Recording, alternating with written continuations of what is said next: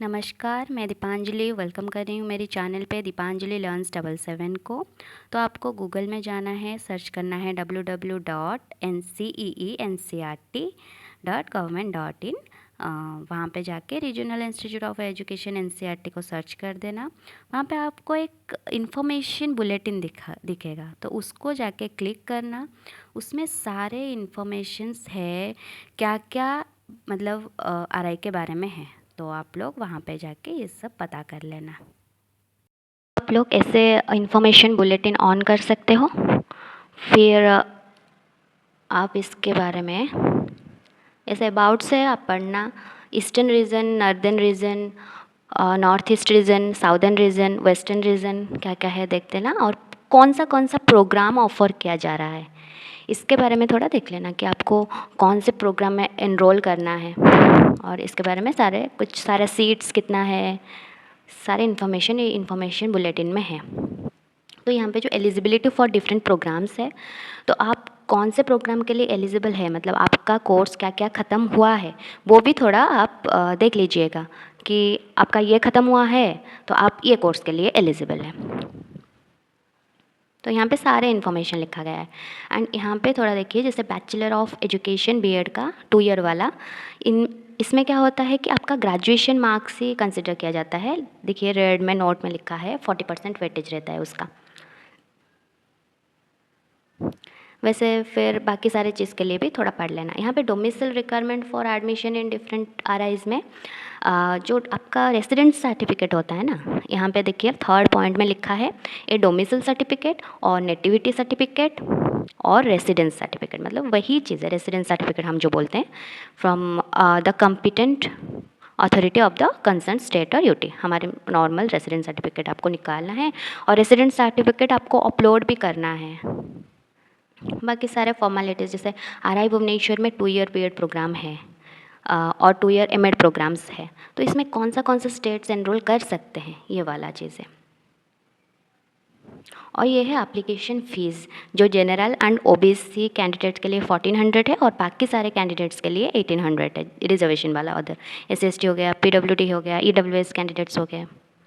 यहाँ पे आपका सारा डाउट्स क्लियर हो जाएगा। इफ़ एनी डाउट देन, ये पढ़ने के बाद कुछ डाउट आया देन आप लोग मुझे कमेंट करिए, ठीक है।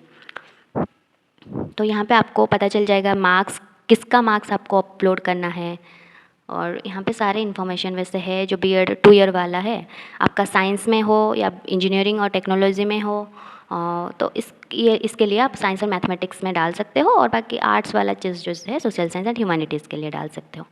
All subject in the qualifying examination, तो कुछ ज़रूरत नहीं है, नॉर्मल आप जहाँ पे भी किए हो, भी ऑनर्स का हो, आपको बस 50% से एबव है, 55% से एबव है, देन आप डाल दीजिए ये फॉर्म। हाँ, यहाँ पे देखिए कि इस बार आपका एग्ज़ाम ऑफलाइन मोड में होगा। एक्चुअली ऑफलाइन मोड में ही होता है, लेकिन हमारे टाइम में एग्ज़ाम थोड़ा लेट में हुआ था, तो इसलिए इसको ऑनलाइन मोड किया गया था। शायद अभी कुछ प्रॉब्लम हुआ, फिर से ऑफलाइन मोड को ले आए वो। और बाइलिंगुअल होगा, जो मेरे पहले वीडियो में भी मैं एक्सप्लेन की थी। एंड हाँ, एक इम्पोर्टेंट चीज़ ये है कि जो कैंडिडेट है, ऐसे ग्रुप 1 यहाँ पे देखिए, तो group A, group B, group C में डिवाइड किया जाता है। ग्रुप ए में एमएससी एड के बच्चे डालेंगे, ग्रुप बी में बीएड या बीएड एमएड जो इंटीग्रेटेड वाला है, और एमए इन एजुकेशन और टेक्नोलॉजी, तो ग्रुप बी में और ग्रुप सी में है। तो आप चाहो तो ग्रुप बी में जो 3 है ना कोर्सेस, आप एक साथ डाल सकते हो, लेकिन ग्रुप ए से एक, ग्रुप बी से एक ऐसे नहीं डाल सकते, ग्रुप बी से एक, ग्रुप सी से एक ऐसे नहीं डाल सकते। वैसे भी आप लोग देखोगे भी तो होगा भी नहीं। देखिए जैसे एमएससी एड, आप एमएससी एड मतलब आपको 12th के बाद करना है, तो आप थोड़े ना बीएड कर सकते हो। तो बीएड के लिए तो ग्रेजुएशन चाहिए। आप बोलोगे ना मैं ग्रेजुएशन कर चुका हूँ फिर से एमएससी एड के लिए दूंगी, ये तो नहीं हो सकता।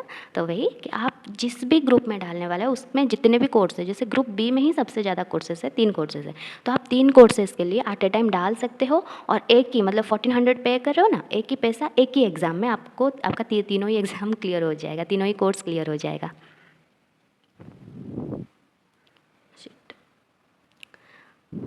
पढ़ लीजिएगा, आपको आराम से पता चल जाएगा, कोई प्रॉब्लम नहीं। 60% वेटेज, 40% वेटेज, ये नॉर्मल चीज़ है।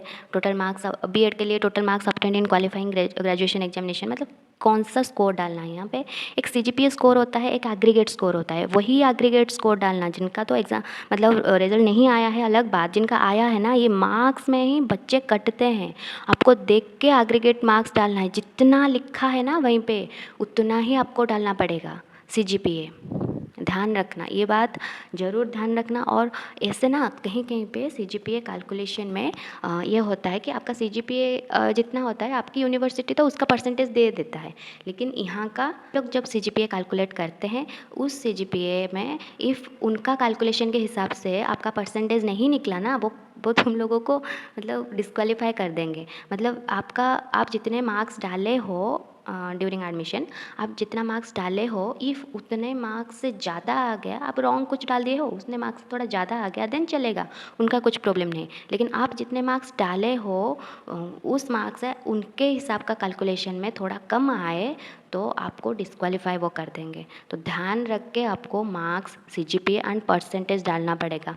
इफ़ आपका जो सर्टिफिकेट है ना, वहाँ पे सीजीपीए स्कोर के साथ आप लोगों का परसेंटेज भी लिखा है ना, उसको परसेंटेज को ही के आगे रख के ही आपको सीजीपीए रखना है। ये ध्यान रखना, आपका परसेंटेज ज़्यादा मैटर करता है यहाँ पे, क्योंकि सीजीपीए सारे जगह में डिफरेंट डिफरेंट वे में कैलकुलेट किया जाता है। तो ये बात बिल्कुल ना भूलना, नहीं तो बहुत सारा लोग इसी में ही ट्रबल करते हैं। तो ध्यान रख के डालना। और ये रहा सिटीज़, इसमें कुछ ज़्यादा नहीं है, आपको 5 सिटीज़ अभी मिलेगा option. Second bulletin, any miss representation facts like qualifying marks, domicile and category. देखिए डोमिसाइल सर्टिफिकेट में आपका कुछ गड़बड़ होना नहीं चाहिए, मतलब आप तो नॉर्मल स्टेट का एक डोमिसाइल सर्टिफिकेट निकालोगे तो इसमें कुछ भी मिस रिप्रेजेंटेशन नहीं होगा। बाकी रहा कैटेगरी का एक अच्छा सर्टिफिकेट आपको निकालना पड़ेगा बस। फिर मेन प्रॉब्लम होता है क्वालिफाइंग मार्क का, और देखो by the candidate will disqualify में होता है। और ध्यान रखना, आपका सीजीपीए जितना भी हो, आपका वहाँ पे मतलब आपका जो मार्कशीट है वहाँ पे इफ़ आपको परसेंटेज दिया गया है ना, तो वही परसेंटेज को डालना, वही परसेंटेज के हिसाब से आप चेंज कर दोगे अलग चीज़, लेकिन परसेंटेज वही डालना। ध्यान रखें, परसेंटेज में कुछ गड़बड़ी नहीं होना चाहिए। आराम से देख के फिलअप करना, क्योंकि यहीं पे ही डिस्क्वालीफाई होते हैं। सोचो आपका सिलेक्शन हो गया और आप आगे जस्ट कुछ परसेंटेज के लिए आपको डिस्क्वालीफाई कर दिया जा रहा है, तो कैसा फील होगा। तो ध्यान रख दीजिएगा इसके बारे में। और बाकी आज के लिए ही इतना ही। और बाकी जो कट ऑफ के बारे में मैं एक दूसरे वीडियो में पूरे अच्छे से एनालिसिस करूँगी, तो डोंट वरी, पढ़ते रहो, carry on. Till then take care, bye bye.